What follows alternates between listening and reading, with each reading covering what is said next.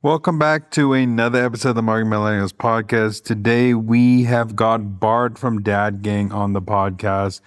We recorded this one last year and it's still relevant today.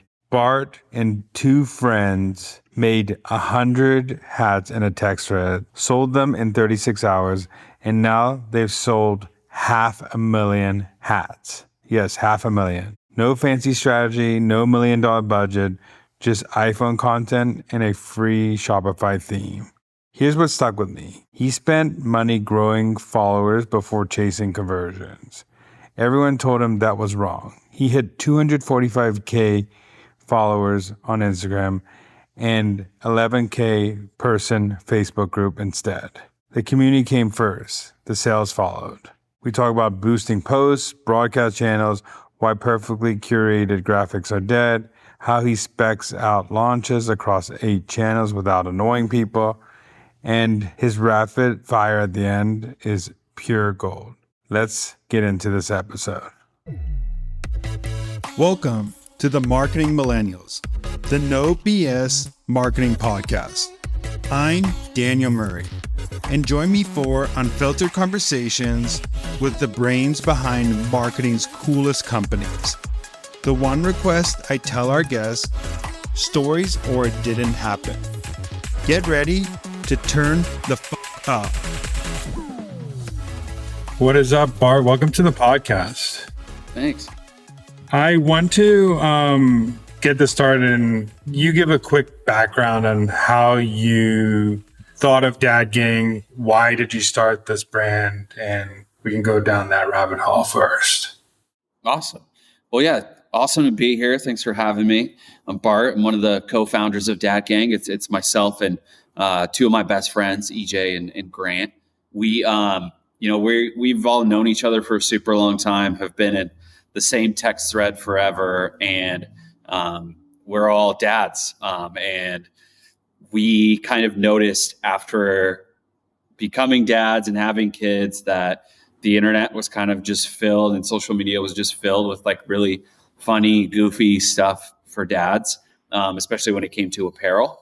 It was just kind of like dad bod jokes and mowing the lawn and just kind of like jokey stuff all over the place. And we were in our text thread all the time, kind of like venting about our days, the good things, the bad things, the struggles of being new dads. And we'd always leave the text thread with like, hey man, it's all good, Dad Gang. Let's have each other's backs. Let's support each other. But, you've got us, you've got your wife and your family, Dad Gang, just stick together. And so after saying that for a while, we're like, hey, let's make a hat. And I've worked in direct to consumer and e-commerce for a good 13 years and knew some good hat manufacturers and just tried making a black and white trucker hat that said Dad Gang on it, just as simple as possible, with no intention of like building a company whatsoever. It was just kind of like, let's make some hats. The minimum's 100. So we got to make 100 of them. And then let's see if our friends and family want some. And let's put them up on a Shopify website with a free theme. And it was just that. At first, it was just like, yeah, we're sick and tired of like seeing funny stuff. Let's make a cool hat we'd all want to wear. And so we made those hats. When we got them, we decided to just kind of announce on our own personal social media pages on our Instagrams with very little followings that we made some hats. And if you're a dad and want one, here's the link. And to our surprise, we sold out of those 100 hats in less than 36 hours. And it was kind of like, it was cool, but at the same time, you're like, okay, it was all friends and family. We appreciate their support. It's kind of like when you're a little kid doing fundraisers and your mom and dad and uncle and aunt buy your chocolate bars, right? But after that happened, we were like, okay, let's try again. Let's order some more and see if more people want them. And so I think we ordered 100 again and then 300 the third time. And they kept selling out. It was kind of like, okay, there are dads out there that want to celebrate fatherhood for everything that it is, not just the funny stuff. And they want to get behind this community of dads supporting each other. And so from there, we just took all the profits from making that initial batch and made more hats, and then put them up on the website. And it wasn't like we didn't have any advertising strategy, although we've worked in that for a long time. We didn't seed influencers or anything like that. We just kept selling hats on the site and talking about it on the Instagram page. And then after a while, it got to a point where like, okay, this could be something. Let's try and run some paid ads behind it, and with that organic kind of powerhouse behind it. And yeah, we just kept making hats and selling out and telling fatherhood stories and sharing other dad stories. And yeah, we're almost 3 years into building this brand. May 11th, I believe, or sometime in May will be our official 3 years. And from that initial moment, we've sold almost 500,000 hats in our time since we've been around. So almost 500,000 hats sold as we speak today. And yeah, it's been awesome. Like just building with your friends, building something people actually want, and then building a massive community behind it at the same time. Well, congrats, first of all. That's awesome. Yeah, thank you. You said you started posting on the Instagram. So what did that look like? What type of content were you posting? How did you start building that initial following on Instagram? Yeah, for the most part, initially I just posted what I had. So we just had a black and white trucker hat. I would take like cinematic videos or portrait mode photos of the hat in different settings. So whether it was like myself wearing it, Grant wearing it, EJ, those are my two other partners. Just taking photos out and about with the kids. I would be like in the yard working on something and like have myself in the background with the hat as the main focal point. Just kind of like pictures of the hats for the most part, while re-explaining why the brand started. I think the caption and the copy of the content was super important. And just like reiterating that story of like, we started this brand because there's nothing like it for dads on social media at the moment. And we really want to empower dads, stick together, and just highlight all the aspects of being a new dad, a dad with teens, a dad with kids in college, and like really highlight all of it. So the copy and the captions on those posts was really important. And now, I mean, the Count Dad Gang has over 245K followers. So that in less than 3 years. So what do you attribute the biggest driver for organic reach is? Yeah. One of the first things I did when we finally had enough like profit to advertise a little bit was I would just go in and, I know the ins and outs of Ads Manager and Meta. I've just been in it so much for the past 13 years. But the thing I did was I would just boost our best performing organic posts just by hitting that boost button on Instagram.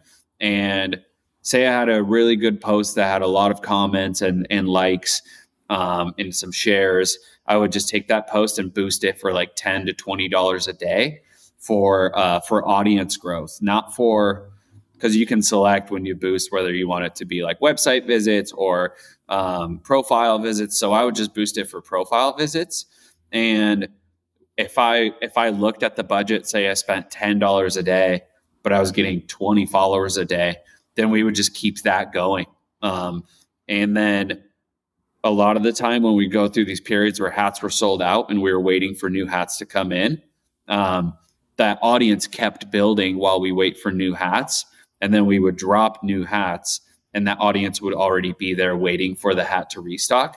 So it was kind of that rhythm of boosting posts for profile visits, being sold out of hats unintentionally, and then dropping hats and then kind of developing this FOMO. So like if you follow us, you'll be ready to purchase a hat when it drops.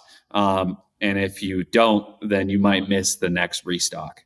That strategy, I mean, a lot of people probably in marketing and D2C would probably go against because it's not like directly tied to a sale. It's growing on a channel that is rented.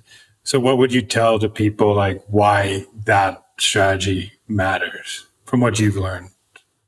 Yeah, what I've learned is if you want to build a brand that is community driven, you have to build the community first.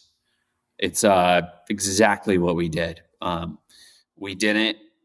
The thing is, we had full-time jobs while building this company and never had the intention of like scaling massively or anything like that. We're like, let's build this thing at a slow and steady pace.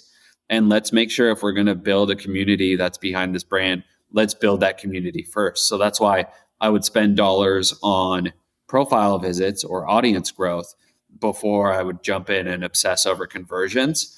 And that's still the thought to this day. Like we have, multiple campaigns running in Meta at this point, but I still boost posts for profile visits. I still want to run certain traffic campaigns to get people to discover us, because I feel like if you are, and I probably sound like a broken record, but if you do want to build an audience, you do have to build the audience. And so allocating some funds for people to actually come and check you out is important. But I totally understand the opposite side of that is like, oh my gosh, you're not running ads for conversions. Like, what is wrong with you? Because I've done that on the agency side of things multiple times, and I get it. But I want this brand to mean much more than just a click or a conversion. And that's why I was all about, and still am, building people first over obsessing over clicks and conversion rates. It also, people underestimate like the power of like a follower count. And even though it's like the landing page of your business half the time when you run an ad. So if you're running an ad to Instagram and you see that Instagram has a 200K followers, it automatically gives it kind of like the legitimacy of, hey, this right. People care about this brand. Like, why is it 245K? If you have an account that you're not growing followers and has 5K followers, you might not trust the brand as much. So like when I looked at Dad Gang, I'm like, oh wow, there must be a lot of dads that care about these hats because there's 245K followers. Yeah. And that's our main channel. Like we do a little bit on TikTok, a little bit on Google, and YouTube, but Meta or Facebook, Instagram, the whole metaverse is just kind of like our spot. And yeah, exactly how you said it. Like if I treat the website as kind of like the final destination, and that's why our website's so simple too. It's like you saw all this great content on social media about the hats, about the dads that wear them, about the fatherhood stories they share.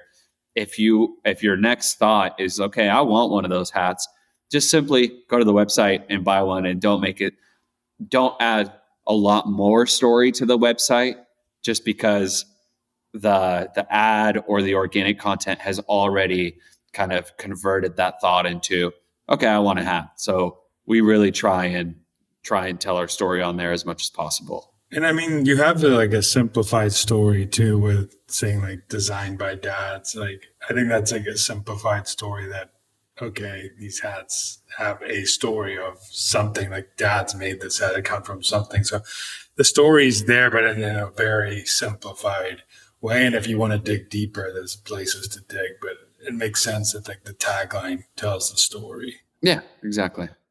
I know you have two avenues also that I want to talk about. One, I know you have a VIP group on Facebook. So could you tell me how you utilize the VIP group on Facebook? And then the other side of it also I want to talk about is like, what do you do with like broadcast channels and how you utilize that for Instagram? Yeah, this is a great question because I keep obsessing over this stuff like more and more as the brand grows. One time somebody asked me, like, you have a lot of followers, good customer base, all these people like Dad Gang, they wear it, but where are they? And I couldn't really answer that question because you would normally just say like, oh, they're here on Instagram, they're on Facebook, they're on X, they're on LinkedIn. But that's not like where they all exist. So somebody asked me, like, if you were to talk to all of your followers, where's the one place you would like speak to them? If you were to like, throw a concert or a conference or something, like where would you put them? And I didn't have an answer for that. And then I was like, well, a Facebook group kind of is private and it puts everybody into one place and you can communicate with everyone rather than depending on the algorithm to feed whatever you're posting to the right people. Like, sure, we have over 200,000 followers on Instagram, but I don't know the percentage of people that actually see our posts when we post something. So, or announce, something's coming or something's back in stock. So I just made a private Facebook group and told dads and customers and wives that buy hats for dads. It's like, if you want more of a behind the scenes look, you want some exclusive discounts, you want to get early access to certain launches, come join this group and you'll know things a lot quicker than the rest of everybody that's following us.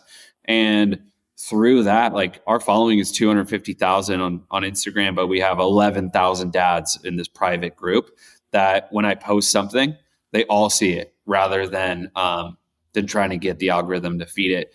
And through that, just been able to, like, not only share news to everybody, but form new relationships, allow them to share their content, gather feedback on what we should and shouldn't make. We've even developed hats through there that, like, we have an idea on, and we put a rough draft in there and then ask them what they think of it, rather than just being like, oh no, we know best, we're going to put out a hat without our customer input. And so when we have Dad Gang designed by dads underneath our logo, it is really designed by a bunch of dads, because we're getting a ton of feedback on what to make, and they love seeing that we're actually listening to them. So yeah, and the same with broadcast channels. Like, our broadcast channel on Instagram is a little smaller. It's like 3,000 members in there. But if I take an organic post and put it in there and say, like, hey guys, just posted this, let us know, like, feedback or drop a comment, it really drives up organic reach. So I'm all about these little pockets of private groups. One other thing also that you do that's pretty cool, I know you talked about boosting your highest performing organic reach post, but you also, if you see a dad using a hat or something, you ask to, like, collaborate with them, and then you also could boost those posts too. Could you go a little bit into, like, that strategy and how that worked for you? Yeah, we just recently started being a bit more bullish on the collaboration feature of Instagram. So, we've worked with big professional athletes like Mookie Betts on the Dodgers, and we do collaborative posts with him and other athletes we've worked with. But our brand isn't necessarily about, like, only working with massive influencers or celebrities or highlighting those guys, because although they're great and, like, a great look for the brand and we love working with them, we really want to take the common dad and share their stories a lot more too. And just through working with brands that, like, utilize celebrities a ton, I feel like there's almost a little shift happening where, like, not everybody can go and relate to a huge celebrity, but they can relate to these, just like your everyday dad posting content. And so if we see content that's great, we still try and collaborate with people that are at least making good content. So shooting in good lighting, or at least portrait mode, or have a cool video out there. Then we'll just shoot them, a message and say, hey, we love this post. Thank you for tagging us. If you send us a collab request, we'll accept it. And so we've been doing a lot more of that. And not only is it great to be able to feature other dads and tell their stories, but it's also a great way to keep the regular posting going on our page. We try to post at least once a day. And sometimes I'll go in there and be like, man, I don't know what to post today. Let me see what these other dads are creating. And if I do a collab post, then it goes on our feed too. I know we talked about like IG, Facebook, but you also have, like, part of your launch strategy includes SMS, includes like when you launch a new hat. What channels is driving the most amount of revenue for you, and which ones are you prefer over email, SMS, app notifications, those type of things? Yeah, so we recently got an app, I don't know, a month and a half ago. We use this company called Fuego, and they make it super easy to build your own app. And we're loving using that. Like, I'm big on SMS and email, and we use Attentive for that. And SMS is still, like, a huge driver for us, not only when we send campaigns, but just the journeys or flows that are always going in the background. So I've always been a huge fan of SMS. I mean, you're looking at 98% open rates when you send a campaign. And we enjoy using it. It's spendier to send a text because you get charged, the carrier fees and stuff. But email and SMS I still love, but apps is like where I'm really putting a lot of my effort into growing the subscriber base or our signups or downloads on our app, just because you can do, push notifications and be able to just send kind of like exclusive drops or early access directly to somebody's phone is great. So anything mobile like SMS or app notifications are great. So I'm trying to really grow that, but I'm still super bullish on all SMS and email too. Could you go over like what is the launch plan when you of a new hat? Like what channels are you using? How do you go through it? How do you think about it? Yeah, I really love spacing out a day when it comes to a launch. We don't necessarily have like internal goals of, okay, we must sell out of this hat within 24 hours. A lot of the time we do when the hat is kind of like hot enough and there's demand there. But I like to I kind of can't control myself when a new sample comes in. So I'll just go on organic social or Instagram and make a video and tweet about the hat and it just came in, because I really want to be just so real with our audience. I want them to live through the experience of this hat coming out. And so like yesterday, we got like 12 samples of hats that are unreleased. And I just made a like cute little video with my son going through the sample. He's 2 years old, just like naming off the colors of the samples. But I want to authentically show our customers and followers like, hey, here's what just came in. We don't know when it's going to come out, but like, here it is, get some real-time feedback, and then kind of tease the potential of that hat coming out. And then as it gets closer and maybe this sample got really good feedback, let's make it. Once it gets closer to that launch date, say like 7 days out, I'll probably announce a launch date like, hey, this hat is coming. I'm doing it right now. We have a hat coming out on Friday and I'm doing a lot of content around it. I'm actually at a studio right now just shooting it, but like I'll announce a launch date. And then on that launch date, the private Facebook group will get notified first. Like, hey, this is out, go grab it. Then I'll do, usually start with an email in the morning, an email campaign to our engaged user segments. I don't like to blast everybody on our email list because your open rates go down, your spam filters go up. Like I really like to just send to people that are actually showing interest in the brand. And that'll be like at 9 a.m. Pacific that I send an email. Then at the same time an email goes out, probably like 15 minutes later, do a push notification on the app. And then around noon to 2 PST, if the hat's still in stock, I'll send a text. And then at the same time around 9, I'm doing organic social across everything. So Facebook, Instagram, TikTok, X, sometimes LinkedIn. Sometimes we'll have a video that accompanies it on YouTube. And then I do story mode about the hat on Instagram all day until it's sold out. So I'll just pre-make. I always use Canva, so I'm just making like videos and graphics in Canva, at least like 20 of them to have ready to post throughout the day. And that way you are extending the full, like say it's 12 hours that you have. So if I go like 8 a.m. to launching a hat, a text at 12, and then organic social posts throughout the day, story mode throughout the day, like I can go from 8 a.m. to 6 p.m. consistently posting without looking annoying as a brand. Like if I were to send you 5 emails instead, you'd probably unsubscribe or you'd get annoyed. Whereas if I'm using all of these different channels, broadcast channels too, then I'm spacing out the day without being intrusive into like our customers. So that's kind of the whole launch. Yeah, I mean the omnipresent type thing works. Like not everybody's on Facebook at one time. And also Instagram kind of likes it when you post a lot of stories because that's Yeah. where a lot of conversations happen. They want you to Right. like post 3 to 10 stories a day. So the more you Yeah. post, they actually like it. So Yeah.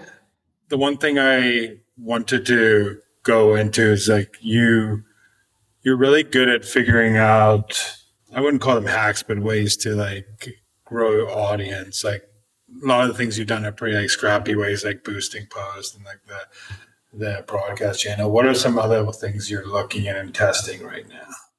We haven't dabbled with it too much, but we've been doing product giveaways or collaborative giveaways. So like working with certain other brands or other people to like give away a product, and using using SMS in tandem with giveaways. So like I'll do a giveaway that's like, hey, I'm giving away this hat, comment an emoji, a specific emoji in the comments for a chance to win.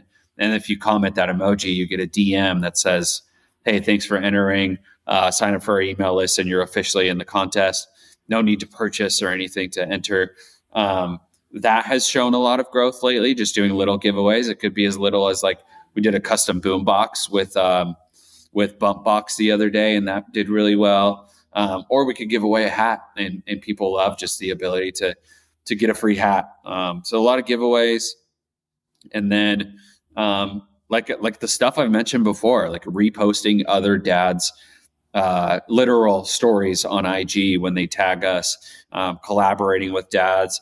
They love being able to like get featured with us and just interacting. Like I'll go into ad comments myself and just talk to people instead of like leaving those ad comments alone. Just if somebody tags a friend in our ad, I'll say thank you for the tag. Appreciate you coming by. I think it just goes back to like conversational common sense. If somebody takes the time to appreciate your brand or your product, you should take the time back to interact with them and just be a real human being. I think that goes a long way, and it's kind of ignored in our industry. Like you see people just run ads and not interact with any of them. And it's like, these people are going to either spend money with you or take the time to leave a comment. You might as well say something nice back to them. So a lot of that has helped with audience growth too. Well, I think also what I'm getting at is, I mean, the underlying thing of you is like you're a dad, you're passionate about being a dad. You're also passionate about building community with other dads. So it's like no brainer for you to just like this is another dad or this is someone that has a kid. Right. Like why not like interact? But also it's social media. I mean, it's created for a two-way conversation. That's why people can comment and can DM and all that stuff. So you should be, right. If you're on social media, you should be building. Like if you want to build community, it happens through the DMs and comments. It doesn't happen through posting.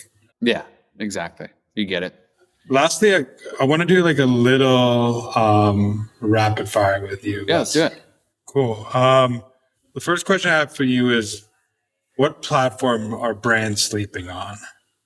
I think brands are everywhere all the time. And I don't think brands are necessarily sleeping on Instagram, but sleeping on the like we just mentioned, kind of on the interaction tools of Instagram, broadcast channels, getting people into private groups, all that kind of stuff. Like if you're going to build a community, just build it within Instagram or Meta. It's a little tougher on TikTok, I would say. And then, Facebook groups. Maybe I would say like more brands need private Facebook groups to put all their people in. What is one of the best pieces of marketing advice you've ever received? I think making content is a lot easier than we think. There's a lot of thought that goes into posting and what looks perfect. And I think it's more important to just make and post rather than over worry about perfection. It's allowed us to be a lot more free in building our brand and gives us a better cadence of posting daily. So it's usually fear and ego that stop people from just posting all the time because they overthink the post. So don't think so much and just make the content. What is one thing that you wish you did that you found out later? Probably the Facebook group, once again, would have made it a lot earlier. What is one thing on social that brands need to stop doing? Perfectly curated graphics. I think nobody really resonates with something that looks like an ad. So make stuff that's a lot more realistic. Make stuff that your customers would make. Because the perfect graphics and copy all the time just kind of like takes the life out of your content. What is one trend in e-commerce you're paying attention to right now? I've been paying a lot of attention to apps or new channels like AppLovin and other apps or other social media platforms that are gaining traction. Snapchat seems to be making noise here and there. That's about it. And lastly, I like to ask everybody this on my podcast, but what's a marketing hill you would die on? To me, this stuff is not as hard as we make it out to be. I think just living through it, like making iPhone content, running a multi-million-dollar brand on a free Shopify theme and boosting posts is what got us here. And you'll go on X or LinkedIn and over listen to all the advice that everyone is giving and get enamored and overwhelmed with what you should be doing. Whereas like find the core of your product, why people want it, and make simple content and build around that rather than downloading every single app and extension that's recommended to you. I've said it before and I get a lot of flack for it, but it's not that hard at the end of the day. I think the one thing that is true about your brand and what you just said is a lot of people don't go and correct the core or like the story. They always just think like there's another channel that I need to try, or like Facebook's broken, or IG doesn't care about what I'm talking about. But it's really like, are you actually saying what people care about? Is the story tight? Do people understand it? Is there a community for that story? Are you actually reaching that community? Like, are you on the channel that community's on? Like, it just comes back to those simple things where people don't think about those things. They just go into, oh, is there another place to spend money? Which is not where the first. Yeah, we look for less places to spend money.